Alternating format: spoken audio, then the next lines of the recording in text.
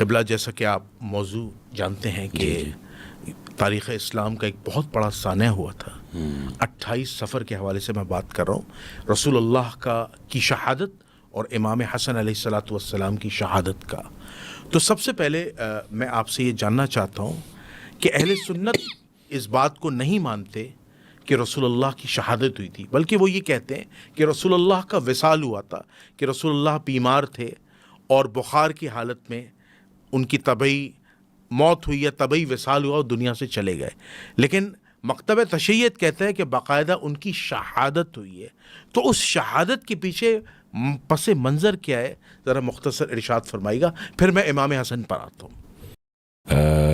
جنید بھائی، سب سے پہلے تو شکر گزار ہوں آپ کا کہ آپ نے اتنے اہم موضوع پر گفتگو کے لیے مجھے یہاں پر بلایا، اور یہ موضوع حساسیت کے اعتبار سے ایسے ہی ہے جیسے خود کو نار میں جھونکنا۔ بہت حساس موضوع ہے اس معنی کے اعتبار سے کہ بعض لوگوں نے یہ ذہن اور بعض لوگوں نے یہ خیال کر لیا ہے کہ رسول خدا کا وصال ہوا۔ جب ہم یہاں پر حقائق بیان کریں گے تو آپ کے سامنے واضح ہو جائے گا کہ رسول خدا کا وصال ہوا یا جو ہے رسول خدا کی شہادت۔ تاریخ اس بات کو روز روشن کی طرح بیان کرتی ہے کہ روز اول سے دنیا رسول خدا کی جان کی دشمن تھی، بے شک، اور اس کے بچانے اور اس کی محافظت کا جو اہتمام حضرت ابو طالب علیہ السلام نے کیا، سبحان اللہ، وہ کسی سے ڈھکا چھپا نہیں ہے۔ بے شک۔ آپ کو معلوم ہے کہ حضرت ابو طالب نے، یہ اس وقت اور اس زمانے کی بات ہو رہی ہے جب ابھی رسول خدا کے نبوت کی بات نہیں ہے، بلکہ رسول خدا کے بچپنے کی بات ہے، کہ جب آپ حضرت ابو طالب کے ساتھ تجارت پر جاتے ہیں تو وہاں پر نصارہ میں سے ایک عالم آپ کو دیکھ کر یہ کہتا ہے کہ اے ابو طالب، اس کی محافظت کرو کہ یہ آنے والے دور کا نبی ہے۔ اور جیسا کہ قرآن مجید اس بات کی طرف اشارہ کرتا ہے کہ غیروں کو پتہ تھا کہ یہ نبی ہے، کیا گھر والوں کو پتہ نہیں ہوگا نبی ہے؟ بے شک، اور حضرت ابو طالب کا دیوان اس پر گواہ ہے بے شک، کہ حضرت ابو طالب نے نبی خدا کی نبوت کے اعلان سے پہلے رسول خدا کو حضرت موسیٰ سے تمثیل دی ہے بے شک، کہ یہ موسیٰ کی طرح نبی ہے۔ تو بہرحال حضرت نبی مصطفیٰ صلی اللہ علیہ وآلہ وسلم پر جان لیوا حملے، اور ان جان لیوا حملوں سے جن دو ہستیوں نے رسول خدا کا دفاع کیا، ایک ہستی کو ابو طالب کہتے ہیں، دوسری ہستی کو خدیجۃ الغرہ، خدیجۃ الکبریٰ کہتے ہیں۔ سبحان اللہ۔ روایت کے یہ جملے ہیں کہ حضرت خدیجۃ الکبریٰ رسول خدا کو اس انداز سے محافظت کرتی تھی کہ بعض کافرین جب آپ کے گھر پر پتھر پھینکتے تھے تو آپ وہ اپنے وجود نازنین پر لے لیتی تھے۔ اس اعتبار سے نہیں کہ شوہر کا دفاع کر رہی، اس اعتبار سے کہ اپنے زمانے کے ولی کا دفاع کر رہی، سبحان اللہ، پیغمبر کا دفاع، پیغمبر کا دفاع کر رہے ہیں، حجت اللہ کا دفاع، حجت خدا کا دفاع کر رہے ہیں۔ جیسے کہ حضرت آسیہ کے لیے پروردگار عالم نے کہا کہ ضرب اللہ مثلا للذین آمنوا امرأۃ فرعون، اللہ مومنوں کے لیے فرعون کی زوجہ کی مثال دیتا ہے کہ شکنجوں میں تھی، مشکلوں میں تھی، سب کچھ تھا، مگر اللہ کے ولی کا دفاع کیا۔ تو بی بی خدیجہ نے بھی اللہ کے ولی کا دفاع کیا۔ ادھر حضرت ابو طالب رسول خدا کا دفاع کیسے کرتے ہیں؟ کبھی رسول خدا کے بستر کو بدلتے ہیں اس انداز سے کہ کبھی اس بستر پر چڑھتی ہوئی جوانی کو سلاتے ہیں، کبھی ڈھلتی ہوئی جوانی کو سلاتے ہیں، کبھی یعنی شباب کو سلاتے ہیں، یعنی کبھی طالب کو سلاتے ہیں، کبھی جعفر کو سلاتے ہیں، کبھی عقیل کو سلاتے ہیں، اور کبھی علی کو سلاتے ہیں تاکہ مصطفیٰ بچ جائے۔ سبحان اللہ۔ یہ تاریخ گواہ ہے اس بات کی کہ روز اول سے مصطفیٰ کے جان کے دشمن تھے، اور پھر ہجرت کا واقعہ آپ کے سامنے موجود ہے بے شک، کہ کفار جو ہے باقاعدہ تمام گروہ والے منصوبہ بنا کر کہ جب حضرت ابو طالب اور بی بی خدیجہ کا انتقال ہو گیا اور اس کی وجہ سے رسول خدا نے پورے سال کو عامل حزن قرار دیا، تو مکہ آپ کے لیے رہنے کے اعتبار سے تنگ ہو گیا، مکے میں آپ کے لیے شکنجے بڑھ گئے، مکے میں آپ کے لیے مصیبتیں بڑھ گئی، آپ کے جان کی حفاظت کرنے والے جب نہیں رہے تو اللہ نے کہا کہ آپ ہجرت کیجئے۔ تو انہوں نے منصوبہ بنایا کہ تمام قبیلے والے مل کر جب ہم حملہ کریں گے تو پھر یہ آسان ہوگا کہ ہم بنو ہاشم سے مقابلہ کر پائیں گے، ورنہ اگر ایک قبیلے والا آگے آئے گا، اور یہ بھی آپ کو پتہ ہے اور تاریخ میں ملتا ہے کہ ایک شیطان، یعنی ظاہری صورت میں شیطان آیا اور اس نے مشورہ دیا کہ کیوں نہیں تم سارے قبیلے مل کر محمد پہ حملہ کرتے، اور وہ ہوا کہ وہ رسول خدا کے گھر میں آئے، اور جب اللہ نے یہ بتایا تو رسول خدا نے اپنے بستر پر علی کو سلایا اور وہاں سے نکل گئے، اور یہ آیت کے جملے آئے مولا کائنات کے لیے وَمِنَ النَّاسِ مَن يَشْرِي نَفْسَهُ ابْتِغَاءَ مَرْضَاتِ اللَّهِ، اور ادھر رسول خدا کو کہا وَمَا رَمَيْتَ إِذْ رَمَيْتَ وَلَكِنَّ اللَّهَ رَمَى، کہ یہ جو لوگ آپ کو دیکھ رہے ہیں آپ خاک اٹھائیں اور ان کی آنکھوں میں ڈال دیں، اور یہ آپ نہیں، گویا کہ ہم نے ڈالی اور یہ آپ کو نہیں دیکھ پائیں گے۔ پھر اس کے بعد حضرت ابوبکر کا آپ کے پیچھے آنا، اور پھر اللہ کا ان قدموں کے نشانات کو چھپانا، اور پھر جو آپ کا غار میں چھپ جانا، پھر اللہ کا جو ہے ایک گھونسلہ پرندے کا بنوانا، یہ پورا تقیہ اور توریہ اور رسول کو بچانے کی بات ہو رہی تھی۔ تو کہنا کیا چاہ رہا ہوں میں؟ کہنا یہ چاہ رہا ہوں کہ روز اول سے جان مصطفیٰ کو خطرہ تھا۔ جتنی بڑی عظیم شخصیت ہوتی ہے اسے اتنا بڑا خطرہ ہوتا ہے، یعنی اب جب نبوت کا اعلان کرتے ہیں مکہ میں تو خطرات بڑھ جاتے ہیں، جب خطرات بڑھ جاتے ہیں تو رسول خدا مدینے آتے ہیں، جب مدینے آتے ہیں تو مزید دشمنیوں کے باب کھل جاتے ہیں، یہودی سامنے آ گئے، نصرانی سامنے آ گئے، پہلے تو میثاق مدینہ کیا، پھر میثاق مدینہ کے ذریعے وہ کچھ دنوں تک پابند رہے، پھر انہوں نے منصوبے کیے، حربے کیے، پھر انہوں نے کافرین مکہ کو بلایا، اور وہ جنگ احزاب، جنگ خندق، احزاب کہتے اس لیے تمام حزبوں کو ملا کر جو ہے وہ جنگ کی گئی، وہاں بھی رسول خدا ٹارگٹ تھا، ٹھیک ہے؟ یعنی جتنی بھی جنگیں ہوئی ہیں وہ اور لوگوں کو مارنے کے لیے نہیں، رسول خدا کو مارنے کے لیے ہوئی ہیں، رسول خدا کو ٹارگٹ بنایا جا رہا ہے۔ آپ دیکھیں کہ جب جنگ احد میں آتے ہیں تو یہ لوگ کیا کرتے ہیں؟ رسول خدا کو ٹارگٹ بناتے ہیں، اور اسی کے گرد مولا کائنات طواف کرتے ہوئے رسول خدا کا دفاع کرتے ہیں، حفاظت کرتے ہیں، یعنی شروع سے ٹارگٹ رسول خدا کی ذات ہے۔ پھر انہوں نے کیا کیا؟ ایک قانون ہے سیاست میں، اس قانون کو کہتے ہیں ضربت اور نفوذ اور ضربت۔ نفوذ اور ضربت کیا ہوتا ہے؟ پہلے انفلوئنس کریں، داخل ہو جائیں، شامل ہو جائیں، پھر ضربت، اپنا ٹارگٹ حاصل کریں۔ انہوں نے کیا کیا؟ اب انہوں نے کہا کہ ہم منافقت کا لبادہ اوڑھ کر داخل ہوتے ہیں، اور پوری تمام مسلمان آگاہ ہیں کہ سورہ منافقون اس بات پر گواہ ہے، منافقوں سے انکار نہیں کر سکتے، منافقوں کے معاملے سے انکار نہیں کر سکتے۔ منافقوں نے کیا کیا کہ اب رسول خدا کو ہم مارنا چاہتے ہیں، کس طریقے سے مارنا چاہتے ہیں؟ مختلف طریقے اور حربے اختیار کرتے رہے، جس میں سے ایک یہ ہے کہ ان سازشوں میں کہ ایک سازش یہ ہے کہ جنگ تبوک کے وقت جب رسول خدا واپس آ رہے تھے تو واپسی کے دوران عقبہ کے میدان پر یا عقبہ کے میدان پر بعض منافق لوگوں نے، جو تقریباً 12 کی تعداد تھی، انہوں نے شب خون مارنے کے لیے، رسول خدا پر حملہ کرنے کے لیے جمع ہو گئے۔ یہ معاملہ رسول خدا کو اللہ نے بیان کیا، اور اس میں جو مہار لیے ہوئے تھے وہ عمار یاسر تھے، اور حذیفہ پیچھے سے اس کو ہانک رہے تھے، اور یہ تمام معاملہ ہو رہا تھا۔ اور یہ روایت جو ہے آپ کو صحیح مسلم میں بھی مل جائے گی۔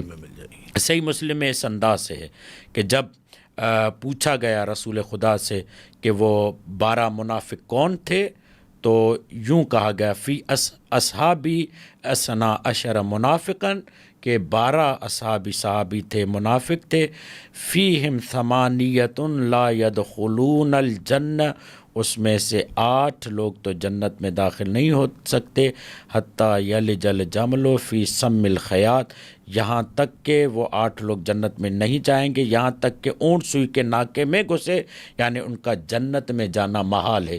جیسے سوئی کے سوراخ سے اونٹ کا گزرنا محال ہے، ویسے ان لوگوں کا گزرنا محال ہے۔ یہ لوگ جنت میں نہیں جائیں گے۔ اب یہ مسلم کی روایت ہے کہ یہ منافق ایسے تھے جو رسول خدا کو مارنا چاہتے۔ اب دیکھیے ان منافقین کے نام جب بات آئی، اور ان منافقین کو جنہوں نے رسول خدا کو قتل کرنے کی کوشش کی، تو جناب ایک عالم دین ہے ابن حزم اندلسی، انہوں نے کچھ کے نام لکھے، اچھا بیان کیے، کم از کم 5 کے نام لکھے۔ اچھا، نام بتائیے۔ اگر میں یہاں پر نام بتاؤں گا تو آپ کی جان بھی خطرے میں ہے، میری جان بھی خطرے میں ہے۔ اہل سنت کے یہاں بہت بڑا نام ہے ان کا، بہت بڑا نام ہے، بہت بڑا نام، بہت بڑا نام۔ اچھا، اب میں کیا کرتا ہوں، اب یہاں پر آپ پرائیویٹ میں دے دیں گے آپ؟ پرائیویٹ میں دے دوں گا، یہ تو میرے پاس اسکین موجود ہے نا، یہ دیکھیں یہ اسکین ہے، اچھا اچھا، یہ اسکین موجود ہے، دیکھیں پرائیویٹ میں دے دوں گا یہ کوئی۔ اچھا، آپ اس بات سے اتفاق کرتے ہیں کہ میری پچھلی پوڈ کاسٹ میں انور علی نجفی صاحب کے ساتھ پوڈ کاسٹ ہوئی تھی، انہوں نے کہا تھا کہ اگر ہم نام بتا دیں تو قیامت آ جائے گی، لرزہ طاری ہو جائے گا۔ تو یہی تو میں کہہ رہا ہوں۔ ہاں، اور انہوں نے یہ کہا تھا کہ 4 ایسے ہیں جو دوبیلا پھوڑے سے مریں گے۔ تو پھر انہوں نے ایک جملہ آخری کہا کہ ہم رسول اللہ کے جو تمام اصحاب ہیں انہیں عادل نہیں مانتے، کیونکہ ان کی عدالت مجروح ہے۔ ان میں سے بہت سے ایسے صحابہ تھے، ٹھیک ہے، جن کی عدالت مجروح ہے۔ اوپر یہ نام لکھے ہوئے ہیں، ادھر آئیں، یہ دیکھیں باریک جو عربی عبارت میں لکھے ہوں نیچے، لے پائیں گے آپ نام؟ میں تو قتل ہو جاؤں گا، میرا تو قتل ہو جائے گا۔ اچھا، یہ اہل سنت کے عالم ہے؟ جی جی، یہ اہل سنت کے عالم ہے۔ اور پھر میں مزے کی بات آپ کو بتاتا ہوں، المعلیٰ میں انہوں نے یہ لکھا ہے، کتاب معلیٰ میں، اور یہ مسلم شریف سے روایت لے کر انہوں نے کہا کہ وہ 12 میں سے 5 منافق کون ہیں، اور انہوں نے جب لکھا تو اب کیا ہوئی، قیامت بپا ہو گئی۔ تو اب بعض لوگوں نے ان کو کیا کیا، روایت کی جر کرنا شروع کر دی، اور کہا کہ نہیں یہ صحیح نہیں ہے، یہ ایسے ہے ویسے ہے، اور جو ہے اس میں جو راوی ہیں ولید ابن عبداللہ اور جمیع ظاہری کے طرق سے روایت ہے جو ہلاک کرنے والا ہے، اور اس طریقے سے۔ اچھا، یہ کون ہے؟ علامہ ابن حزم اندلسی جو معلیٰ میں یہ باتوں کو روایت کرتا ہے اور نقل کرتا ہے، اس کی توثیق کس نے کی ہے؟ اس عالم کی توثیق، بعض نے تو تردید کی نا، ہم اس کی طرف نہیں جاتے، توثیق کس نے کی ہے؟ علامہ ذہبی نے اپنی کتاب سیر اعلام نبلاء میں کی ہے، اس آدمی کی جس نے، اچھا یہ محدث ہے، یہ محدث بھی ہے، مجتہد بھی ہے ان کے ہاں، ٹھیک ہے۔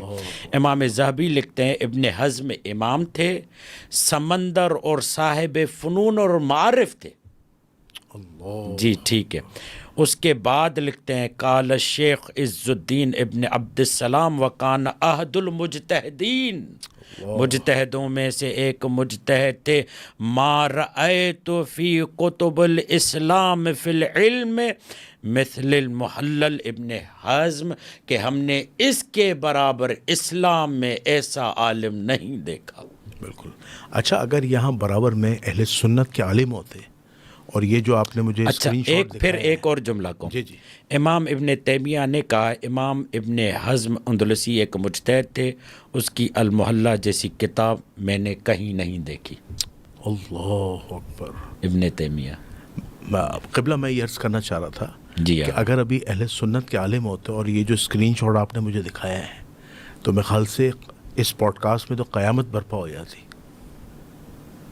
قیامت برپا ہو جاتی۔ جی بالکل۔ اچھا قبلہ، میرا اس میں ایک بڑا اہم سوال ہے، مجھے یہ بتائیے گا کہ رسول اللہ صلی اللہ علیہ وسلم کا جو آخری وقت آیا، اس آخری وقت کے کیا معاملات تھے؟ جی میں کہ اسی رسول کی طرف اللہ، آ رہا ہوں۔ اب دیکھیں نا، کہتے ہیں جس راوی کے لیے کہتے ہیں ولید ابن جمی، اس کو کذاب کہا گیا، مگر یہاں پر توجہ رکھیں کہ یہ معلوم ہونا چاہیے کہ اسی سے بخاری، مسلم، داؤد، نسائی نے اسی سے روایتیں بھی لی ہیں۔ اچھا، جی جی، اس راوی سے روایتیں لی۔ خیر، تو کہنے کا مقصد کیا تھا؟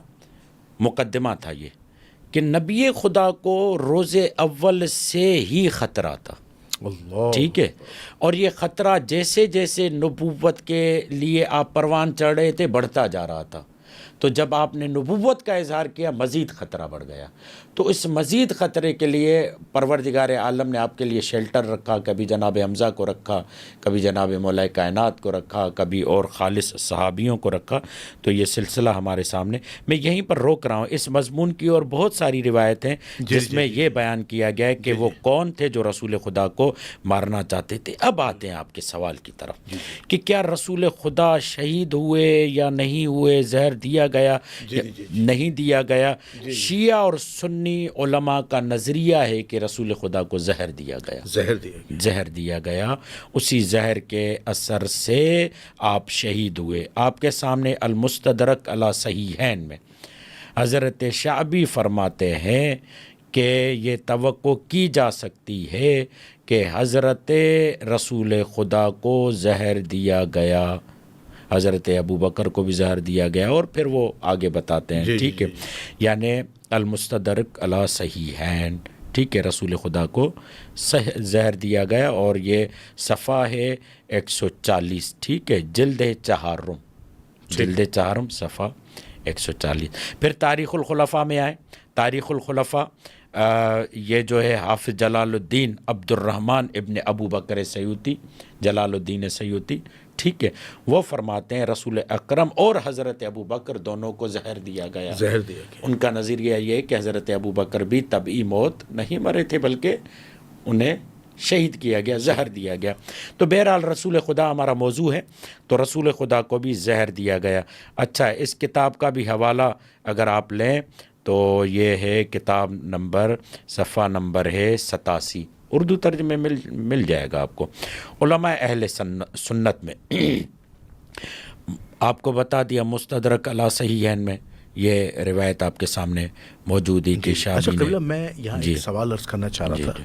قبلہ مجھے یہ بتائیے گا کہ اہل سنت والجماعت اس بات کے تو قائل ہیں کہ غزوہ خیبر کے بعد جب رسول اللہ کو ایک یہودیہ عورت نے دعوت کے لیے بلایا, اس میں صحابہ بھی موجود تھے, اور رسول اللہ صلی اللہ علیہ وآلہ وسلم کو زہریلے دمبے یا بکرے کا یا جانور کا, حلال جانور کا گوشت کھلایا گیا. جب گوشت کھلایا گیا تو جبرائیل امین اس وقت آ گئے جب رسول لقمہ لینے والے تھے, اور رسول اللہ صلی اللہ علیہ وآلہ وسلم کی زبان سے وہ لقمہ جو ہے وہ ٹچ ہوا, یعنی چھوا, اور زہر کا اثر پھیل گیا. اور پھر اس کے بعد ان کے برابر میں جو اصحاب موجود تھے انہوں نے بھی تھوڑے تھوڑے نوالے کھائے تھے, جس کی وجہ سے صحابہ کرام کی شہادت ہو گئی تھی. اور رسول اللہ صلی اللہ علیہ وسلم بہت سخت بیمار ہوئے تھے. تو وہ کہتے ہیں کہ جب رسول اللہ صلی اللہ علیہ وسلم کا آخری وقت آیا تو رسول اللہ صلی اللہ علیہ وسلم کو اس زہر کا اثر ہونے لگا اور آپ کی طبیعت خراب ہونے لگی اور آپ کو بخار ہوا, تو آنریبل اللہ تعالیٰ نے آپ کو شہادت عطا کی, تو وہ اس کو آنریبل شہادت کہتے ہیں. تو کیا اہل تشیع اس آنریبل شہادت جو اہل سنت روایت پیش کرتے ہیں اتفاق کرتے ہیں؟ آغا میں تو درجہ بدرجہ اسی طرف آ رہا ہوں نا. جی. پہلے مرحلے میں اس بات کو لیں گے نا کہ آیا رسول زہر سے شہید ہوئے یا نہیں. جی. ٹھیک ہے, پہلا مرحلہ. پہلا ہمارا مقدمہ یہ تھا کہ رسول خدا کو جانی خطرہ تھا یا نہیں. جی. یہ ایک ہو گیا. دوسرا, اب جب جانی خطرہ تھا تو رسول خدا کا یہاں سے وصال کیسے ہوا؟ آیا شہادت کے ذریعے ہوا یا تبھی موت مرا, تبھی موت گئے, معاذ اللہ, تبھی موت اس دنیا سے گئے. اب اس بات کی طرف کہ رسول خدا کو زہر دیا گیا شیعوں کے ہاں تو ثابت ہے, وہ بیان بھی کرتے ہیں. آیا اہل سنت علماء میں بھی کچھ ایسے ہیں جو کہتے ہیں کہ رسول خدا کو زہر دیا گیا؟ اب تیسرا مرحلہ یہ آئے گا کہ زہر دینے والا کون تھا, کیفیت کیا تھی, کیسے دیا گیا.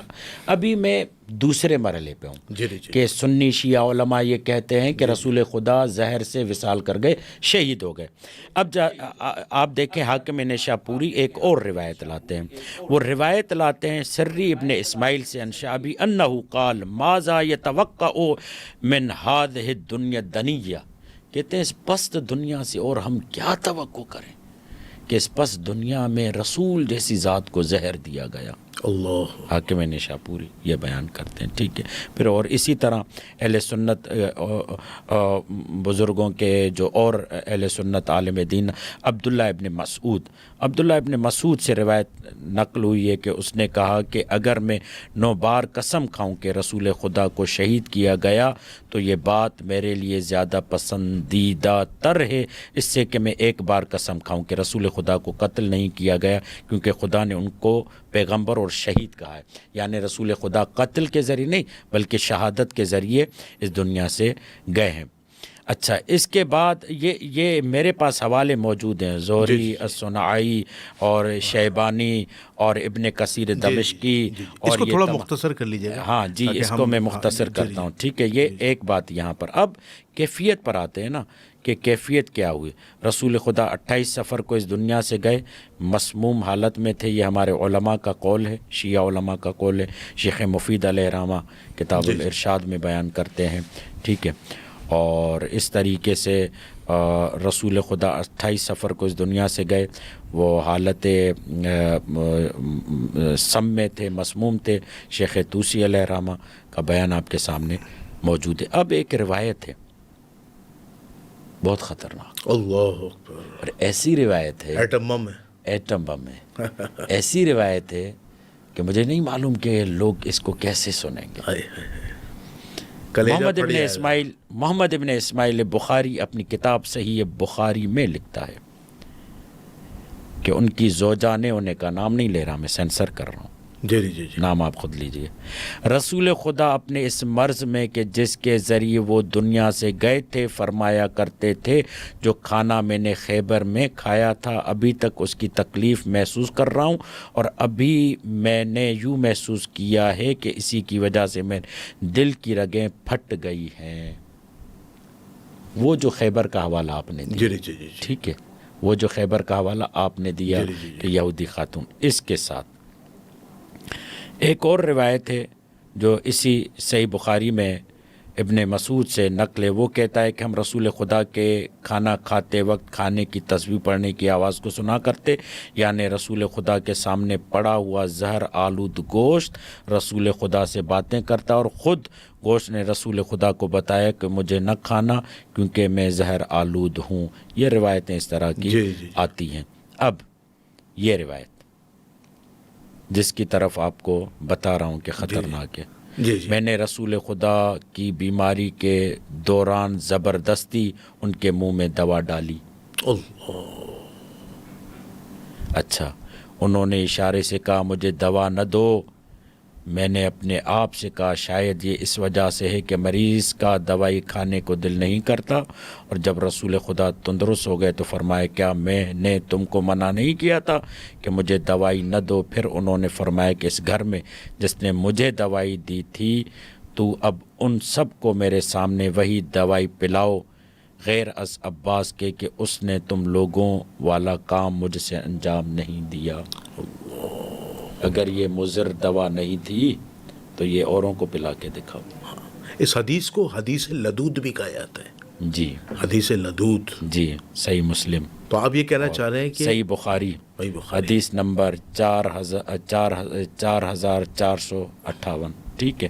اب یہ روایتیں ٹھیک ہے یہ روایتیں اور پھر جو ہے اس نقطہ نگاہ کو اگر ہم قبول نہ کریں اور کہیں کہ نہیں ایسا کوئی معاملہ نہیں ہے. اہل سنت نہیں مانیں گے. جی نہیں اگر قبول نہ بھی کریں چھوڑ دیں اس بات کو. کیوں قبول کریں ہم.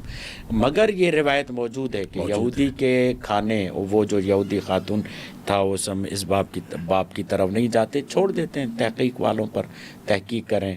جب یہ قرار دیا گیا وما ینطق عن الہوی ان هو الا وحی یوحی وہ جو بھی بولے گا وہ کیا ہوگا وہی ہوگا.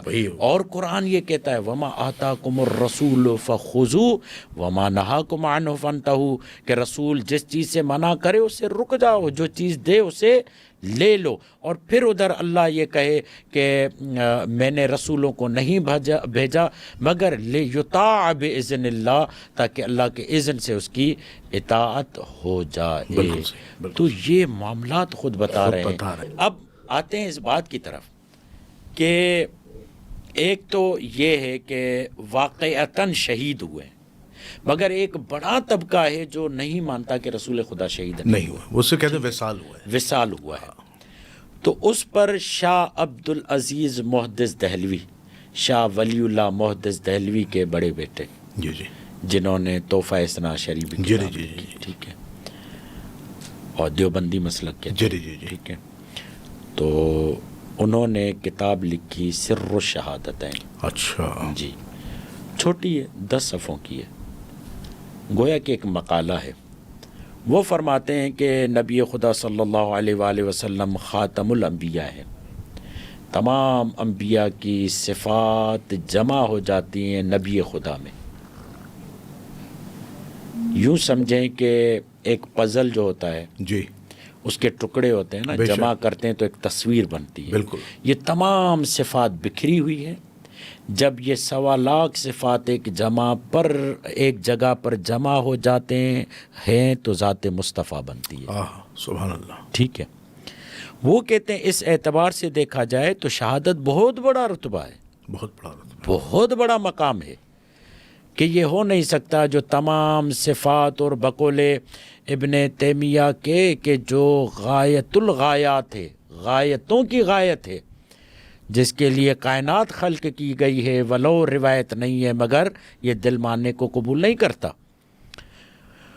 وہ کہتے ہیں کہ اگر شہادت کو قبول نہ کریں تو اس کا مطلب یہ ہے شہادت اوروں کو، نبیوں کو ملی، رسول کو نہیں ملی.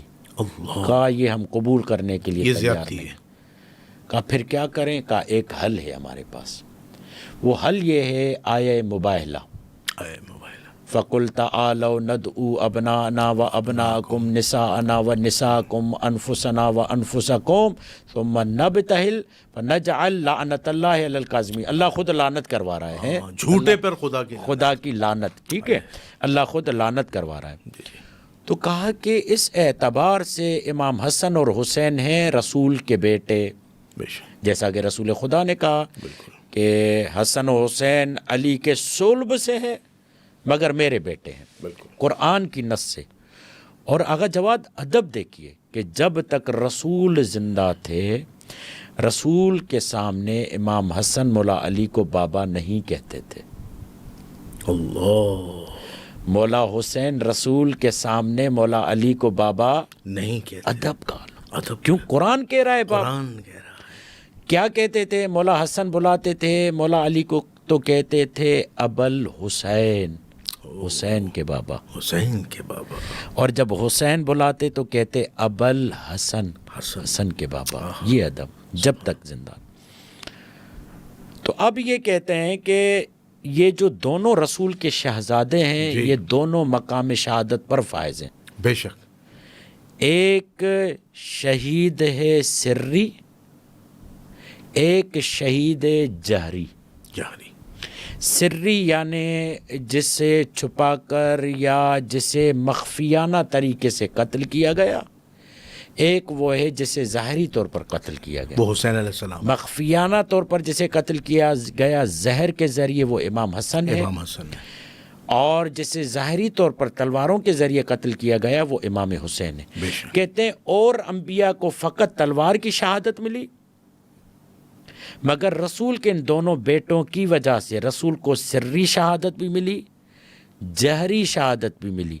حسن و حسین کی شہادت در اصل خود رسول کی شہادت ہے.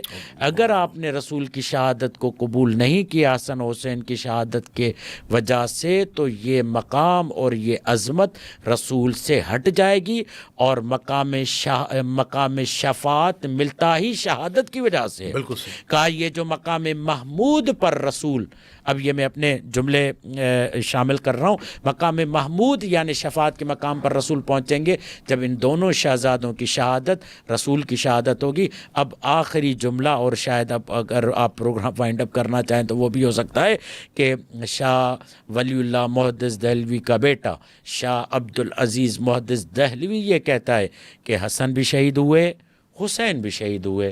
حسن و حسین کی شہادت رسول کی شہادت ہے. تو پھر جنید بھائی مجھے کہنے دیجئے، جس نے حسن کو شہید کیا گویا کہ وہ رسول کا قاتل ہے، جس نے حسین کو شہید کیا وہ بھی رسول کا قاتل ہے۔ جب دونوں رسول کے قاتل ہیں تو پھر رضی اللہ کیسے ہو سکتے ہیں؟ بے شک بے شک۔ قبلہ ایک بڑا اہم سوال ہے، یہ تو آپ نے رسول اللہ کی شہادت کے حوالے سے بتایا، اور پھر امام حسن اور امام حسین کی شہادت کے حوالے سے آپ نے لب کشائی کی، لیکن میں یہ جاننا چاہتا ہوں کہ آپ عوام الناس کو یہ بتائیں کہ آپ نے سارے محرکات اور سارے ریزنز رسول اللہ کی شہادت کے حوالے سے ڈسکس کیے، تو اسی طرح امام حسن علیہ الصلاۃ والسلام کی بھی شہادت ہوئی ہے۔ امام حسن کو شہید کروانے والے بھی تاریخ اسلام کی بڑی سیاسی شخصیات مانی جاتی ہیں، تو اشارتاً امام حسن کی شہادت کے جو محرکات ہیں، جو ریزنز ہیں، وہ بھی عوام الناس کے آگے ڈسکس کیجیے گا۔ امام حسن کی شہادت کے ریزن اور معاملات واضح ہیں، اور وہ جو روایت آپ کہہ رہے تھے لدود والی، وہ لدود نہیں ہے، لدد نہ ہو۔ لدد نہ ہو، ہاں جی جی، لدد نہ ہو، تو ہم نے زبردستی انہیں جو ہے دوائی پلائی، دوائی پلائی تھی۔ اس کا ترجمہ یہ ہوتا ہے، جی۔ ٹھیک ہے، لدد نہ ہو، قول لدد نہ ہو، ٹھیک ہے، یہ معاملہ ہے۔ اچھا، اس بات کی طرف آتے ہیں، بہت ہی عمدہ اور اعلیٰ آپ نے سوال کیا ہے کہ امام حسن کی شہادت کو جب ہم بیان کریں گے اور امام حسن کے معاملات کو بیان کریں گے، تو آپ کو پتہ ہے کہ امام حسن علیہ الصلاۃ والسلام کا معاملہ اور امام حسن علیہ الصلاۃ والسلام کے جو بات چیت چل رہی تھی، وہ کس سے چل رہی تھی؟ بولیں۔ امیر شام، ہاں، معاویہ سے چل رہی تھی۔ جی جی۔ تو جب معاویہ کے ساتھ معاملات چل رہے تھے تو یہاں تک بات پہنچی کہ صلح کی جائے، ٹھیک ہے، صلح تک معاملہ آیا۔ جب صلح تک معاملہ آیا تو اس صلح کے ذریعے سے کچھ شرائط اور کچھ معاملات طے ہوئے۔ اچھا، میں یہاں پر اس بات کی طرف وضاحت کر دوں کہ بعض لوگ یہ کہتے ہیں کہ امام حسن کا صلح کرنا طرف کی فضیلت کو ماننا ہے، سامنے والے کی فضیلت کو ماننا ہے۔ اب کمال دیکھیے، یہاں پر نقطہ بہت اہم آئے گا، اور وہ نقطہ یہ ہے کہ جب صلح ہو گئی، امام حسن نے شرائط لکھے، وہ شرائط بھی آپ کو معلوم ہے، لوگوں کو بھی معلوم ہے، سب کچھ معلوم ہے۔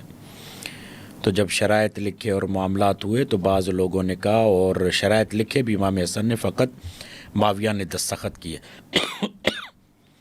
تو بعض لوگ یہ کہتے ہیں کہ یہ تو امام حسن نے انہیں صاحب فضیلت سمجھا تبھی ان کے ساتھ صلح کر رہے ہیں۔ تو ہم یہاں پر ایک حوالہ دیتے ہیں آپ کو، وہ حوالہ امام حسن کے خطبے کے ذریعے دے رہے ہیں۔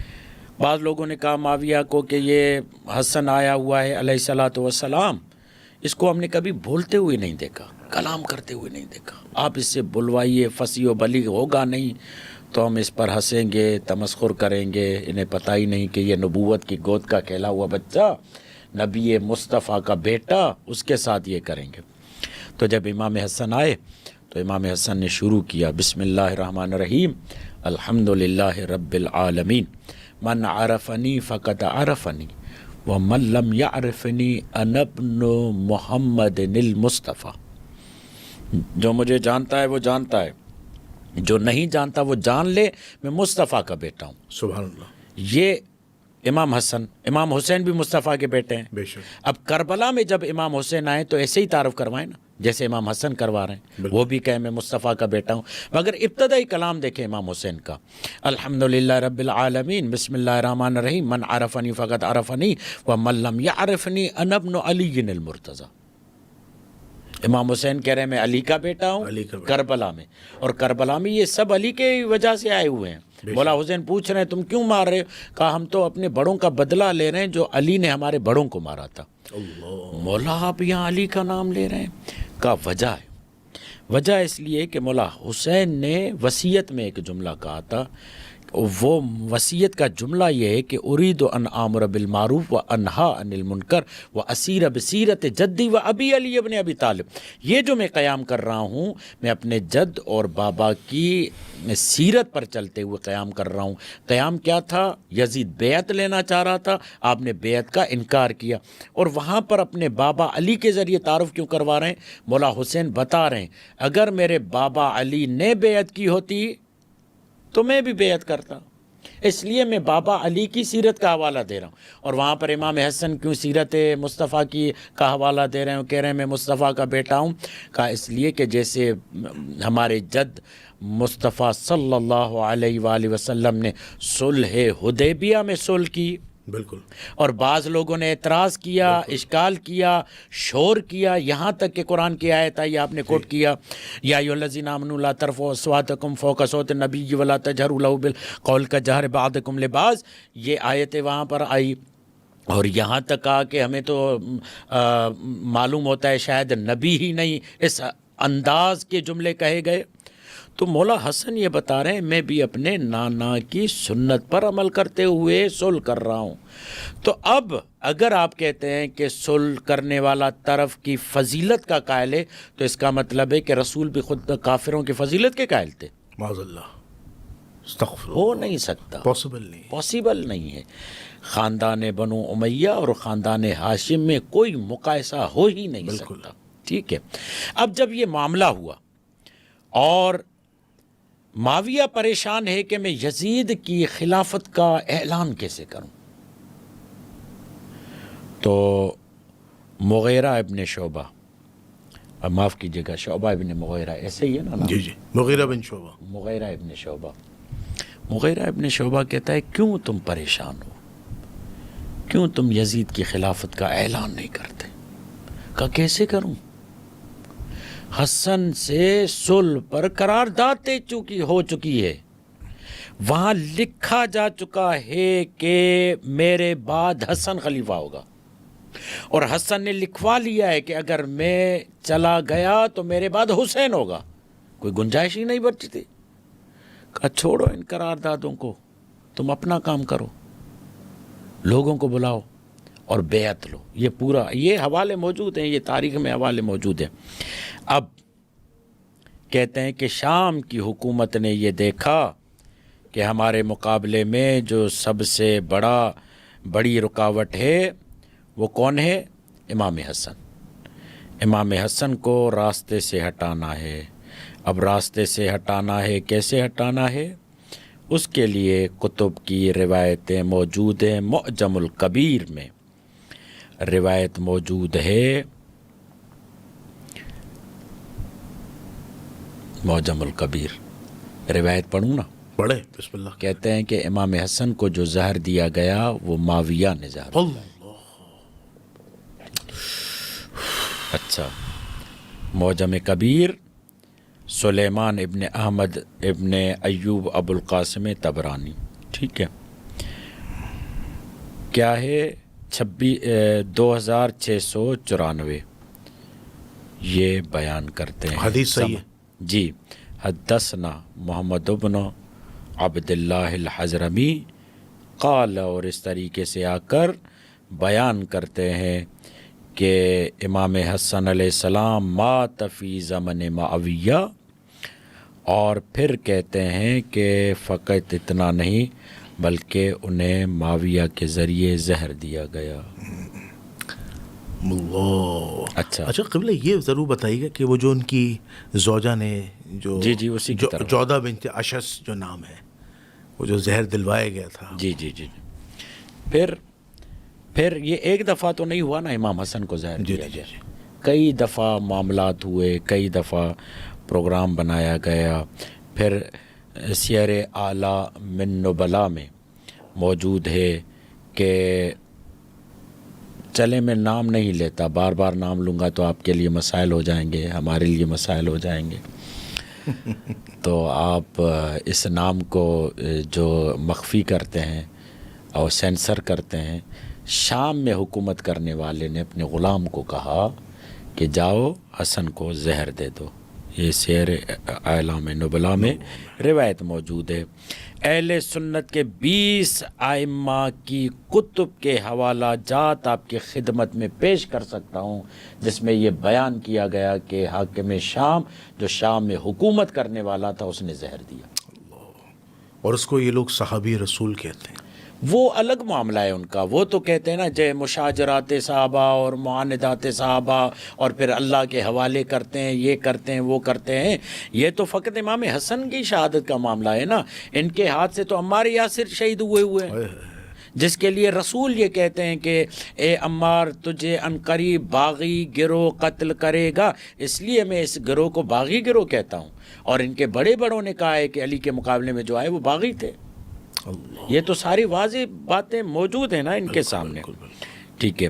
سبت ابن جوزی نے لکھا, ٹھیک ہے, اور سارے بزرگوں, یہ سارے میرے پاس حوالے, اس کے اسکرین شاٹ تذکرۃ الخواص میں یہ تمام عیون انبار فی طبقات الاتباع.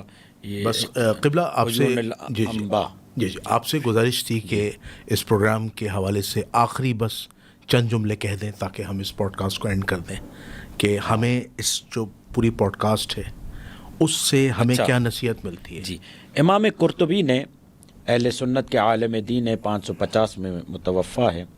وہ کہتے ہیں کہ مات الحسن و مسمومہ, کہ حسن جب انتقال کر گئے تو وہ مسموم تھے اور ان کو زہر دیا گیا ان کی زوجہ بنت اشعث کے ذریعے سے, اور یہ زہر جو تھا وہ بھیجا گیا تھا حاکم شام کی طرف سے. ٹھیک ہے, یہ بہت بڑا حوالہ ہے قرطبی کا. ٹھیک ہے. ابو قتادہ اور ابو بکر ابن حفظ نے کہا کہ امام حسن اپنی زوجہ جودہ ابن اشعث کے ہاتھوں مسموم ہوئے, اور اہل سنت کا ایک گروہ یہ کہتا ہے کہ یہ کام اور یہ سازش جو ہے وہ کی گئی ہے حاکم شام کی طرف سے.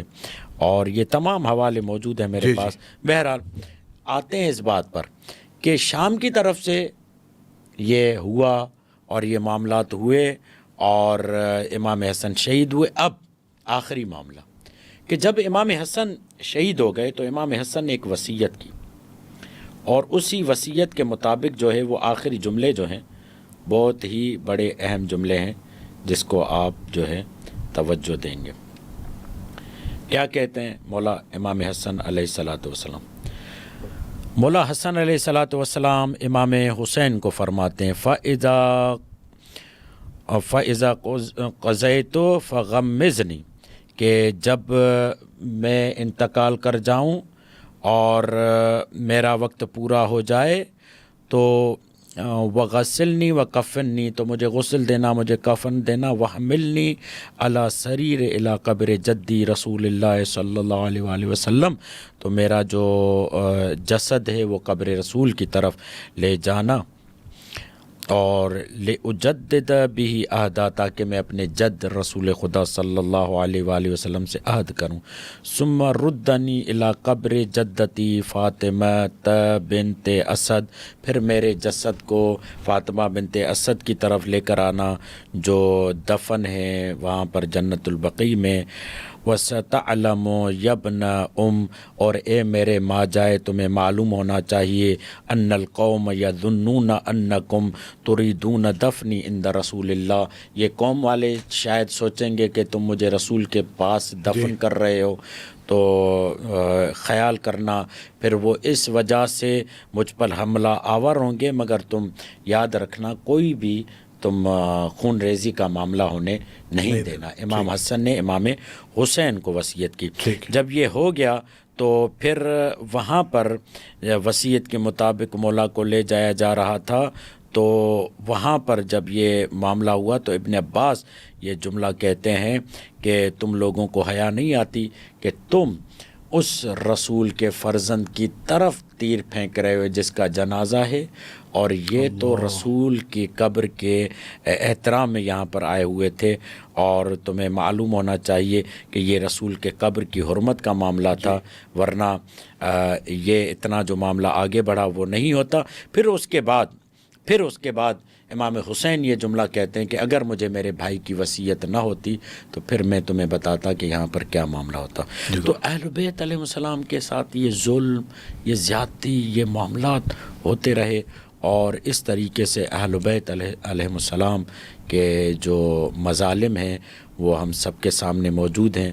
ہمیں چاہیے کہ تو امام حسن نے امام حسین کو یہ نصیحت کی کہ جب فَإِذَا قُضَيْتُ فَغَزِّمْنِی، کیا وہ جملہ تھا جس کی طرف میں اشارہ کر رہا تھا کہ فَإِذَا قُضَيْتُ فَغَمِّدْنِی وَغَسِّلْنِی وَكَفِّنِّی، کہ جب میرا وقت پورا ہو جائے گا، میری آنکھیں بند ہو جائیں گی، مجھے غسل دینا، مجھے کفن دینا، رسول کی طرف لے جانا، اور مجھے وہاں پر اس لیے کہ لے اجدد، میں تجدید کرنا چاہتا ہوں عہدی، اپنے عہد کو جو رسول خدا کے ساتھ کیا ہوا ہے، لِأُجَدِّدَ بِهِ عَهْدًا، جو رسول خدا کے ساتھ عہد کیا تھا دین پہنچانے کا، اس کو تجدید کرنا چاہتا ہوں کہ میں نے آپ کا دین پہنچا دیا ہے، یہ تمام معاملات.